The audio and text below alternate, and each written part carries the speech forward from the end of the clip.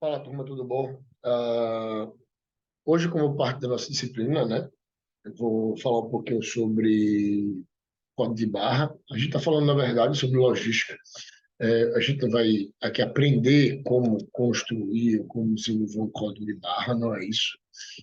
Na verdade, a gente vai entender um pouquinho o funcionamento, sim, do código de barra, mas o nosso objetivo aqui é apresentar a vocês como o código de barra ele favorecer a automação, né, nas empresas, como ele foi vantajoso para as empresas, como permitiu o controle de estoque. Então, a gente vai falar um pouquinho dele, né, como parte aí da nossa caminhada logística do curso, certo? Então, a gente tem o código de barra, normalmente aí os especialistas chamam de 1D e 2D, né, que é o QR Code, o código de barra é 1D, o QR Code 2D, a gente tem aí também a utilização de radiofrequência. Eu falei para vocês o exemplo da Amazon Go, acho que eu até mostrei um filmezinho quando eu fui lá na Amazon Go, que você entra na, na empresa, na lojinha de conveniência da Amazon, você bota seu QR Code na catraca do seu celular, né? Você, no aplicativo da Amazon, você tem um QR Codezinho, a catraca lê aquele QR Code e você entra no estabelecimento, pega tudo que você quiser e depois você vai embora sem enfrentar fila, sem passar em caixa, que é a parte de radiofrequência, que a gente talvez na próxima aula a gente fale um pouquinho, eu mostro o funcionamento deles para vocês. É uma tecnologia nova, apesar de que, desculpa, nova em termos de você falar em relação ao código de barra de 1970, a radiofrequência já existe há muito tempo, mas esse formato de loja, de empresa, de leitura de código de barra, com inteligência artificial, está aí aproximadamente dos últimos 10 anos, né? Mais aperfeiçoado. Certo? Então, a gente tem aí, gente, dois formatos, né, de códigos de barra. Temos aí dois formatos de código de barra, né?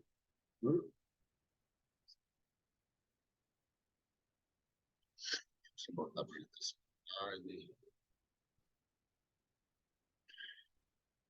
Temos o europeu, que é muito mais comum aqui no Brasil, e temos o americano. Normalmente, os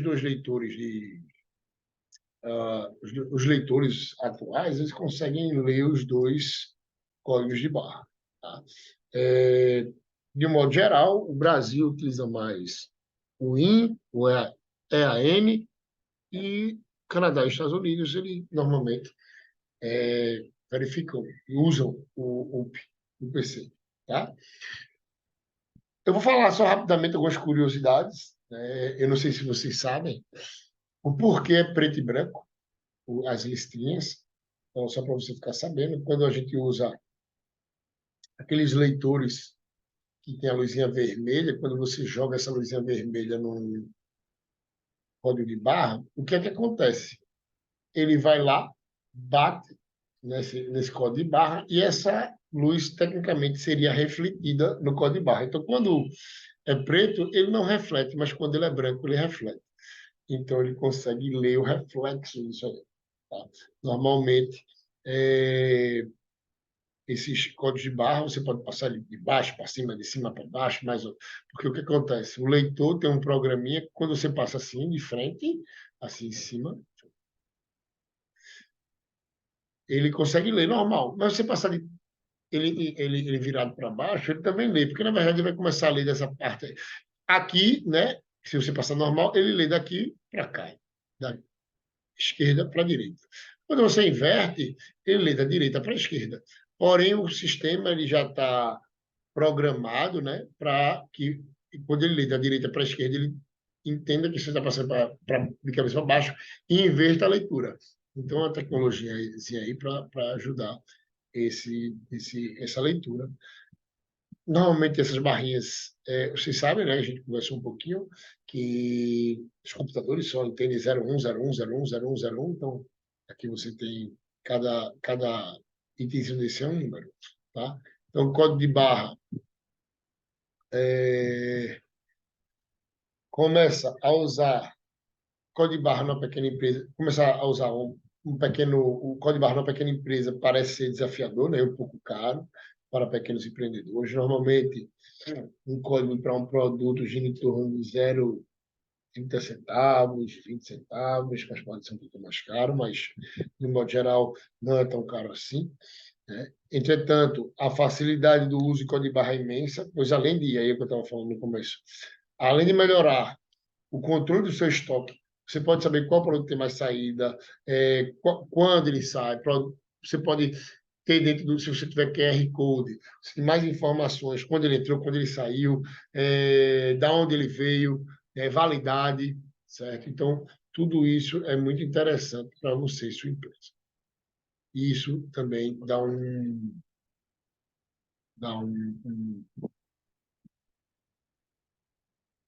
poder de tomada de decisão muito grande, porque você gera um bocado de informação, essas informações normalmente servem para que a gente tome decisões importantes. Por exemplo, que produto eu compro mais, que produto eu compro menos, a rotatividade do estoque. Se você tiver um sistema alinhado com com o QR Code ou alinhado com gestão de materiais, o que acontece? Com caixa, gestão de materiais e compras, você pode fazer aí um cálculo de pedido, né? Então, o que é um cálculo de pedido? Quando o produto chega no armazém, ele é cadastrado, esse cadastro fica no sistema, quando sai do almoxarifado do armazém, que vai para a loja, ele e começa a ser vendido. A partir do momento que essas vendas vão acontecendo e vai diminuindo o volume de produto na loja e no estoque, chega um momento que o sistema tem um limite de estoque que ele já dá um alerta para o comprador para não faltar o produto no pedido do ponto mínimo de estoque. Então, quando estiver chegando perto, o sistema automaticamente manda uma mensagem para o comprador dizendo, ó, determinado produto vai acabar, a gente precisa comprar. Porque quando a gente trata, a gente pensa produto, a gente pensa numa empresa pequena, com 10, 15, 20 produtos, mas imagina um supermercado, uma loja de conveniência que tenha 1.000, 10.000, 50.000, 100.000 produtos, esses produtos têm uma rotatividade alta. E aí ele tem que estar atento, uma pessoa está atenta o tempo todo para está vencendo, está acabando. Então, o sistema ele já faz isso e é muito, muito interessante, né? Esse poder de automação e de informação para tomar decisão do gestor. Tá? Então, a gente vai aprender aqui, né? Eu já falei um pouquinho, tá? Então, alguns tópicos disso a gente já vai pular. O que sempre aqui serve é os códigos de barra, breve histórico de código de barra, tipos de código de barra mais comum, o que os números do código de barra significam, quais as formas de obter os códigos de barra, alternativas para compras de código de barra e aspectos legais do código de barra. Rapidamente aqui, quem estuda o sistema de informação, né, já entendeu como é que funciona um sisteminha, a gente programou um sistema em Python e recebe ali a nota fiscal e aqueles dados. Agora, na verdade, a gente está tentando, a gente teria que criar um sistema para ler o produto e a gente não precisar digitar, né? Então, a gente ali podia digitar qual o produto, da onde veio, que empresa, qual é a validade, quando entrou, tererê, tará, e você vai digitando. O código de barra, ele automatizou tudo isso. Com um simples passado de leitor óptico, você teria melhorado esse processo. Tá? Então, a gente tem alguns aqui coletores, né? Então a gente vai entender aqui que são os coletores de dados, são esses bichinhos aqui. Vocês estão acostumados a alguns que a gente vê em supermercado, mas isso aqui é, na grande maioria, para contagem de estoque. Normalmente, esses coletores não têm. Sozinhos eles não são nada, eles precisam de um sistema operacional. Eu não sei se vocês conseguem ver aí no vídeo, mas aqui a gente tem um símbolozinho do Windows, eles podem ser um Windows, pode ter um Linux. Isso aqui deu uma agilidade muito grande, porém eu vou deixar um, um, um, um entendimento para vocês, e aí um conceito bem interessante, que se chama lead time. Mesmo a gente tendo otimizado todo o processo com o código de barra, eu já vou adiantar também um assunto lá na frente, desse processo de otimização.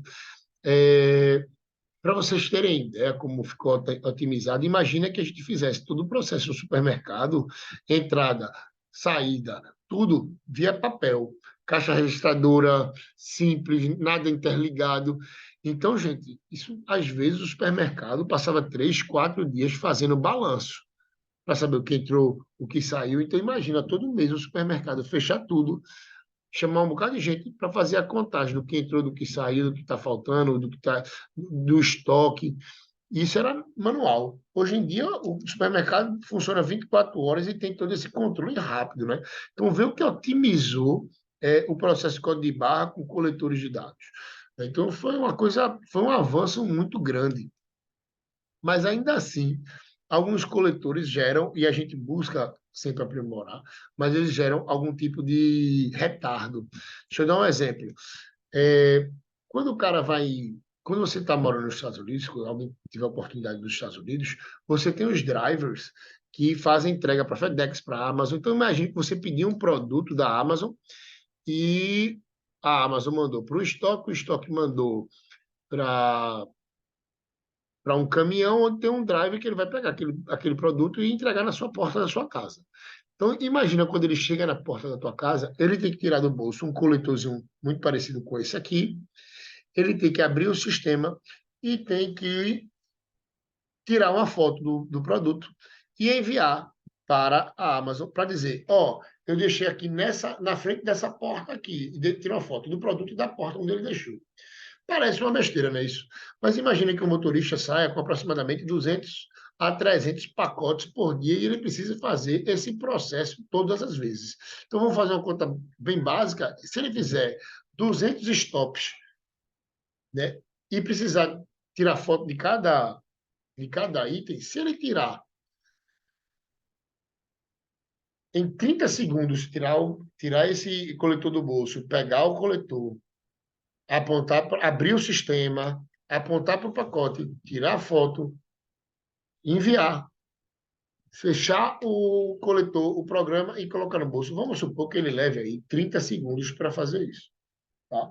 Se ele fizer 200 stops, então ele vai fazer aproximadamente, se eu botasse 1 minuto, por exemplo, daria 200 minutos, né?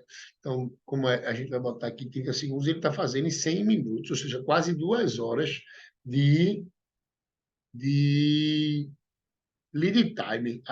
Lead time é justamente o conceito de tempo de espera, né? Ele perde essas 2 horas. As pessoas, mas isso faz parte do trabalho dele. Mas se ele só deixasse o produto dele lá e fosse embora, se o sistema fosse confiável, ele não precisaria, né? Abrir sistema tal, não sei o que lá, pegar o. Imagina, tá chovendo, mão suja, ele para pegar para no touchscreen é difícil.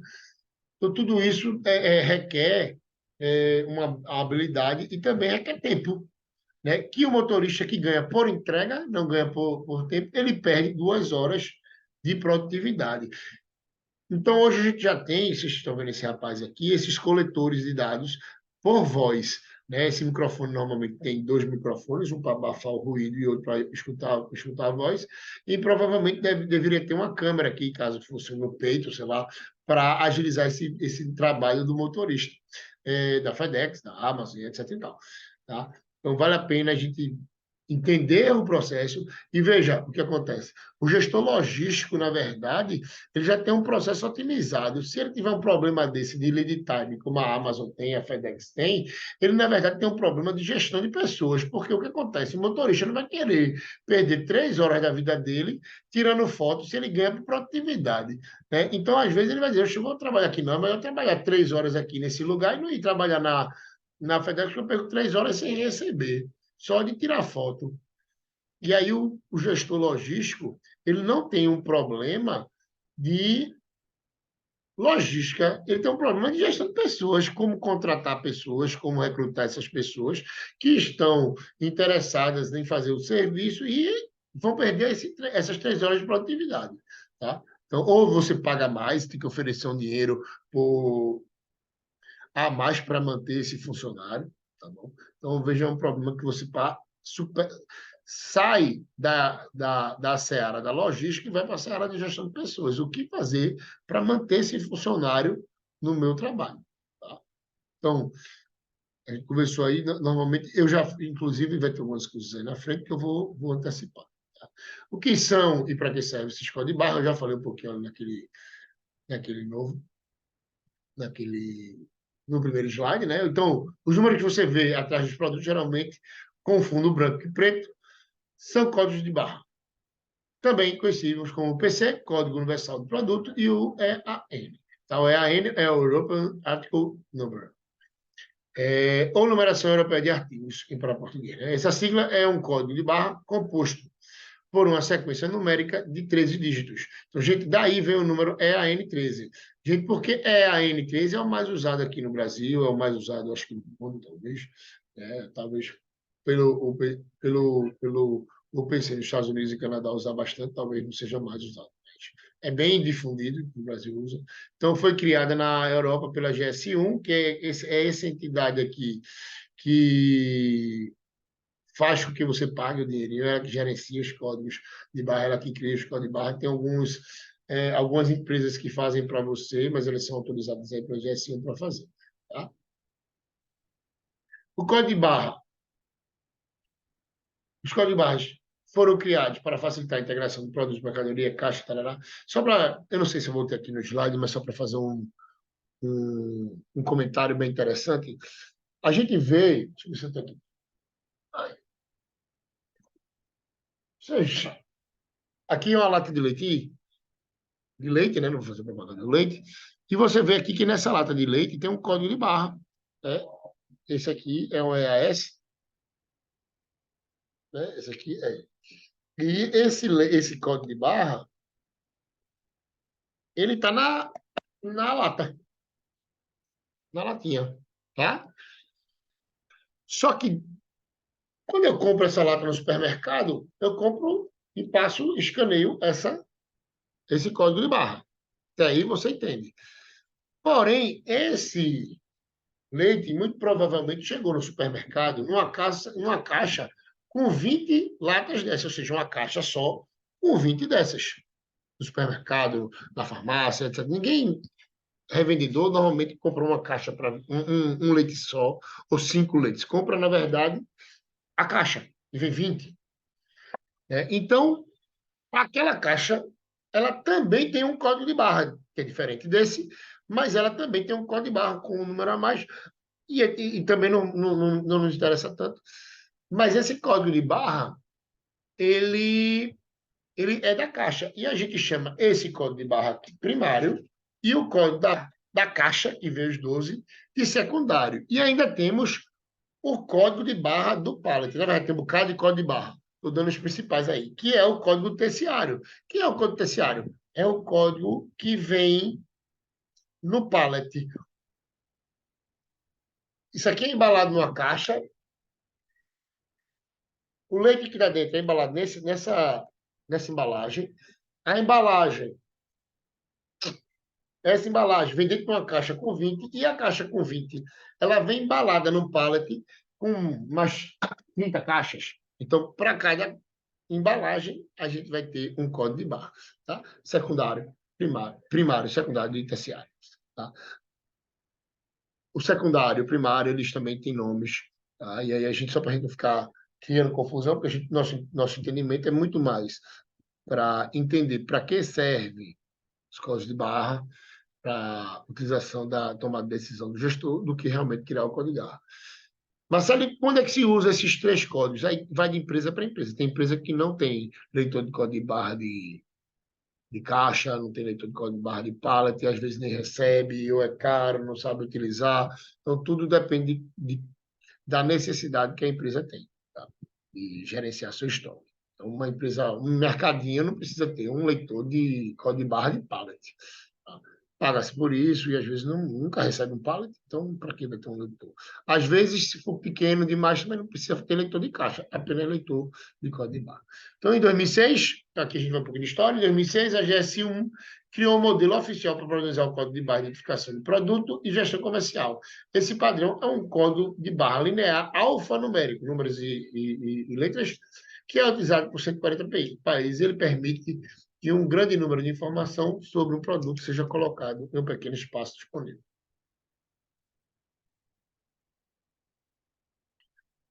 Cada linha preta que você vê no código de barra representa o número 1, aquilo que eu falei no começo, e o espaço branco, o 0. As duas barras finas mais compridas, que ficam tanto no início quanto no fim, simbolizam o fim e início do código do produto, e elas facilitam a leitura do código de barra pelo scanner. É só para quando botar o scanner ele refletir, ele saber qual é o intervalo que ele está. Então, aqui tem um pouquinho de história, tá? Então, aqui, ó. No supermercado, e empresa precisava estocar seus produtos, sempre tiveram um enorme problema para gerenciar estoque e contabilidade, para que essa ideia lá, fecha 3 dias seguidos, aquilo que eu falei para você, fez o balanço, os funcionários têm que analisar o item anualmente, é mais complicado. Tá? Então, esse cara aqui, George Lauer, eu não estou falando o nome dele, mas não sei se está certo. George Lauer foi quem ficou à frente do projeto de barra da IBM. Então, aqui a gente tem alguns tipos de código de barra, a gente já falou, do PCA, o EAN13, ele tem 11 códigos mais o dígito 12, o EAN13, o EAN13, né? Então, tarará, tarará, esse aqui a gente não pode ver aqui, então aqui tem as vantagens de capacidade, e aí a gente chega ao fim, que tem um, e o EAN13 também. Aqui a gente tem país, a empresa que vendeu, o tipo de produto, esse último número é um código verificador. Ele faz uma conta, né, esse código, ele faz uma conta com esses números aqui para saber se isso aqui está válido. Ele verifica para ver se esses do 4 ao 7 está válido. Esse nome aqui, um dígito verificador. Tá? Eu deixei aqui para vocês, então, um vídeo no YouTube muito interessante, como se produz o código de barra. Como eu disse a vocês, eu não sou especialista em código de barra, aqui é muito mais para a gente ter o recado e o entendimento que o código de barra trouxe para o gestor logístico esse dinamismo, essa otimização, né? A automatização. Aí, essa automatização ela avança com o QR Code e com a radiofrequência. E por que é importante para a gente entender isso? Porque ainda existe falhas não, lead times, tempos de espera, que podem ser melhorados mesmo com a utilização do código de barra e mesmo com a utilização do QR Code. E onde estão essas falhas? E esse é o nosso papel. Por exemplo, ali a história que eu contei ali da Amazon, da FedEx, do entregador, é uma situação que não é falha, mas é uma situação onde você pode fazer uma melhoria do serviço, uma melhoria usando tecnologia, né? Requer investimento e aí tem que ver se vale a pena. Porque, na verdade, o prejuízo fica para o motorista. Inicialmente, a empresa não se importa muito, porque é o motorista que está, teoricamente, pagando por suas horas, mas fica difícil de contratar motorista para trabalhar. E aí, isso encarece quando você tem que pagar essas horas para tirar uma foto, por exemplo, de um produto que o motorista deixou na porta do cliente, só para confirmar que ele deixou aquele pacote ali na frente. Certo, gente? Então, de um modo geral, é a ideia que tem de construção de sistema de informação, automação de processos e criação de novas ferramentas para que a gente continue melhorando essa automação, tá? Porque a gente pode pensar que já tem o código de barra, já tem o QR Code, já está tudo certo. Não é assim. A gente vem sempre pensando em melhorias contínuas, na melhoria contínua, na evolução. Então, dentro do supermercado, ninguém gosta de ficar 1 hora esperando na fila de um supermercado. Ninguém gosta de ficar esperando 5 minutos na fila do supermercado. né? Então, a Amazon Go, a Amazon e alguns supermercados já têm a tecnologia de visão computacional, de radiofrequência, utilização de QR Code, para justamente gerar essa experiência para o cliente, onde ele não precise perder seu tempo na fila. É uma tecnologia nova, mas é a evolução do código de barra para o QR Code e a utilização aí dessas novas tecnologias que a gente vê mais na frente. Beleza? Então, essa aula de hoje é o entendimento desse sistema de informação, otimização e de quais são os problemas que a gente tem que gerenciar, principalmente o processo de melhoria contínua. Aí também deixo como um, uma, uma dica que quando você tem esses problemas logísticos também podem causar impactos, seja no marketing, seja nas vendas, seja em recursos humanos. Então, ele não fica só restrito à logística. Os problemas que a automação traz, ele não fica, às vezes, só restrito à logística. Ele ultrapassa o processo logístico, ele ultrapassa o processo do sistema e ele vai para outras áreas, como recursos humanos, estratégias, que a gente em nenhum momento começa a pensar, mas passa a ser decisivo na produção e no processo logístico. Tá bom, galera? Então, esse é o vídeo da nossa aula. Ficamos para a próxima. Um abraço.